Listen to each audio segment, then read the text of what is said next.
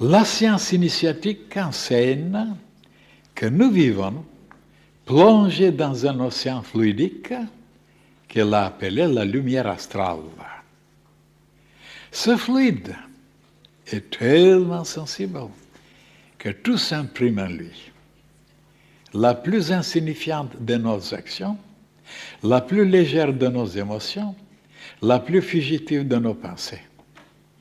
Tout se réfléchit en lui jusqu'à confins de l'univers, c'est-à-dire jusqu'aux limites du zodiaque, car l'enseigne du zodiaque représente les frontières que Dieu a créées pour le monde manifesté. C'est pourquoi on a aussi assimilé le zodiaque à un serpent qui enserre le monde dans le cercle de son corps. Si le karma est si implacable, c'est parce que tout ce que nous avons pensé, senti, accompli, c'est inscrit dans cet océan fluidique auquel nous ne pouvons échapper. Ainsi, le bien comme le mal, tout s'inscrit et revient un jour vers nous.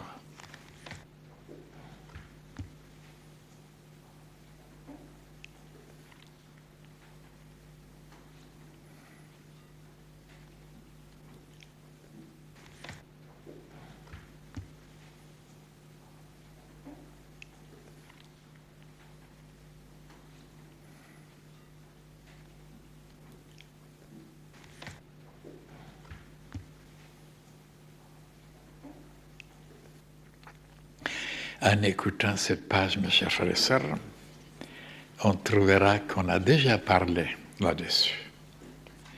Oui, on parle souvent sur le même sujet, mais toujours en différents aspects, de différents points de vue, et ça devient toujours nouveau. Ça sera la même chose aujourd'hui, même pour le karma, même pour le zodiaque. Alors, qu'est-ce que ça veut dire maintenant? Comment la science initiatique, c'est-à-dire comment les gens comprennent la science occulte? Mais d'après moi, la science occulte, ce n'est pas encore la science initiatique. La science occulte, il y a beaucoup d'occultistes qui l'appellent comme ça. Mais alors, qu'est-ce qu'on étudie? On étudie toujours la magie noire, toutes ces manifestations, tout ce qui s'enregistre, toutes les choses qui sont tout près des humains dans le plan astral. Mais la science initiatique va beaucoup plus loin, beaucoup plus loin. Et même les occultistes n'ont pas une idée encore très claire sur la science initiatique. Elle est infinie. Elle est tellement vaste. On ne peut pas la connaître complètement parce qu'il faut être plongé, c'est-à-dire fusionné avec l'intelligence cosmique. À ce moment-là, oui, on la connaît.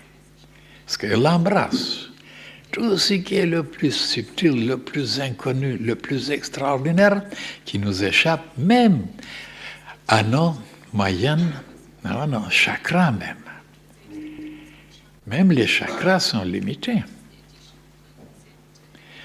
Maintenant, comment on comprend le mot lumière astrale? D'après les occultistes, la lumière astrale, c'est un fluide que les humains émanent, que les étoiles aussi, que toutes les créatures émanent, même les plantes, même les cristaux, une lumière astrale, ils disent, qu'elle a des couleurs. Astral, ça veut dire ça vient des astres. Mais en réalité, ils ne savent pas qu'il y a plusieurs espèces de lumière astrale. Comment alors Hermès Trismégistus l'a appelé?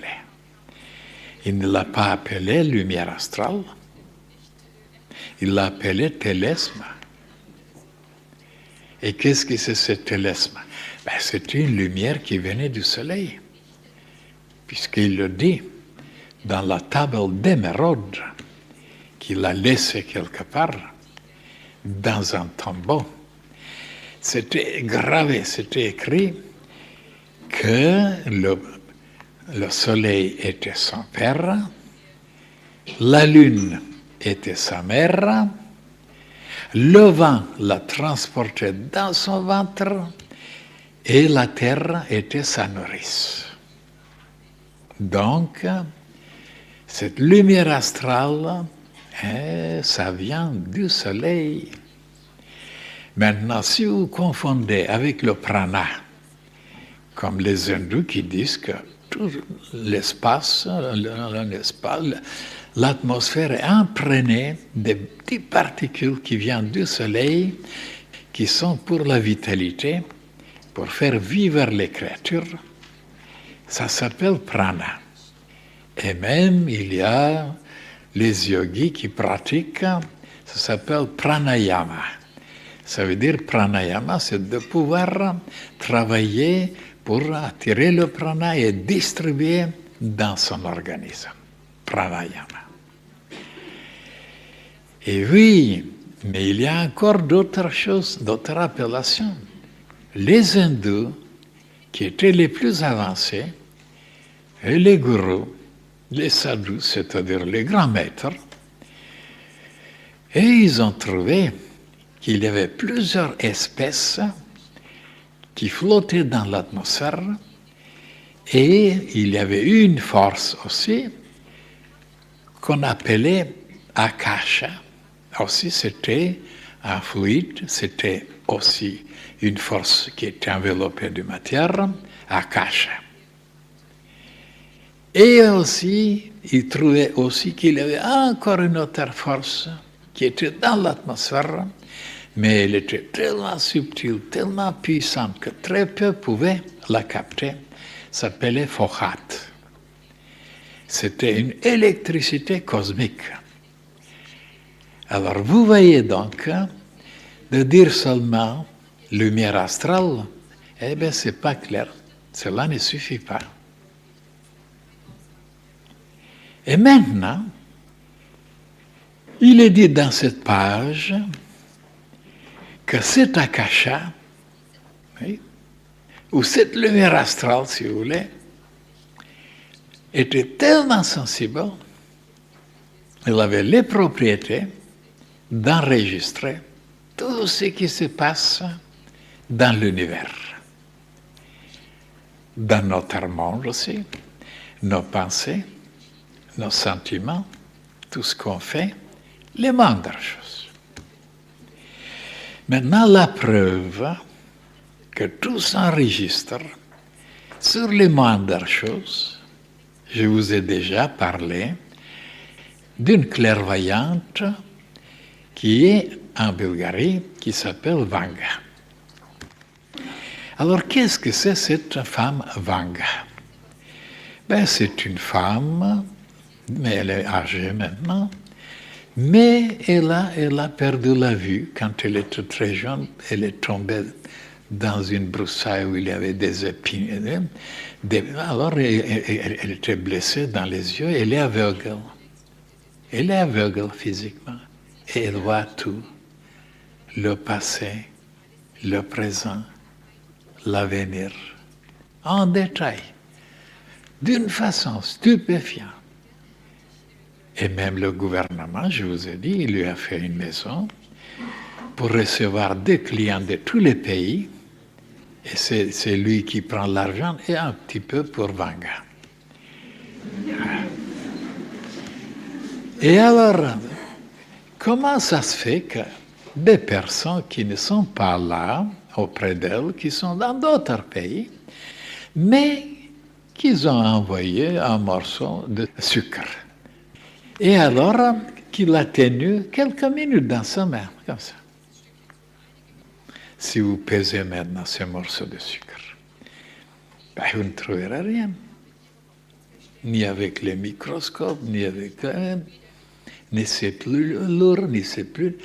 Alors, qu'est-ce qu'on a mis dans ce morceau de sucre? Ah, un fluide, une émanation, quelque chose qu'on émane, qui est impondérable, invisible. Et cette chose-là, justement, cet élément-là, contient tout le caractère, toutes les maladies, toutes les qualités, toutes les vertus, les faiblesses, les défauts, les vices de cette personne qui avait tenu le morceau de sucre. Et elle vous le dit. Voilà, il est comme ça, il est comme ça, il va mourir de ça, et il était dans tel accident, dans telle blessure, en détail. Et comment alors les savants, comment ils peuvent maintenant expliquer ça? Que l'homme laisse des traces, des empreintes partout, partout, partout, sans se rendre compte. Là où il habite, la personne qu'on embrasse, ce qu'on écrit, partout on laisse des traces de son caractère. Et maintenant, la phrase qui est là. Je parle maintenant du zodiaque. Et que c'est une frontière, le zodiaque. Et que tout ce que nous envoyons dans le monde peut revenir vers nous. Et alors, donc, prenez maintenant une chose. Quand vous êtes dans les montagnes, sur les montagnes, vous parlez quelque chose, prononcez quelque chose. Et les montagnes le renvoient. Il y a donc une paroi, il y a une frontière, ça se reflète, ça se répercute, comme quand vous jetez une boule, elle bondit, ou sur une paroi, elle vient vous frapper. Alors, ce sont des lois physiques, ils sont reflets des lois spirituelles. Et les physiciens n'ont rien compris, puisqu'ils n'expliquent pas la profondeur d'une chose pareille. Donc, quand il y a des parois et que vous prononcez, vous dites « je vous aime, je vous aime, je vous aime », de tous les côtés, l'écho qui vient « je vous aime, je vous aime », il faut aller s'arrêter sur cette loi. Alors donc, et quand vous dites « je vous hais, je vous déteste », de tous les côtés, l'écho qui dit « je vous déteste ». Ils n'ont pas compris que dans la vie, la même chose se répète. Qu'on envoie quelque chose dans l'espace. Toujours les radiations, les vibrations, mais c'est ça justement, des projections. Voilà, ce fluide-là. Eh bien, il tombe quelque part, il se projette sur des parois et ça revient après vers nous. Et on est frappé, choc en retour, si on faisait de la magie noire. Voilà les gens ignorants, vous voyez. Après, ils sont dans des états, ils ne savent pas pourquoi. Parce que c'est eux-mêmes qui ont créé ça. Et si c'est le bon côté, oh là là, qu'est-ce qu'on reçoit? C'est pourquoi les disciples de la fraternité blanche universelle savent comment envoyer la lumière, l'amour, la bonté, la pureté, la chaleur partout, et ça revient un jour sur eux-mêmes. Et ils sont dilatés, ils ne savent pas pourquoi.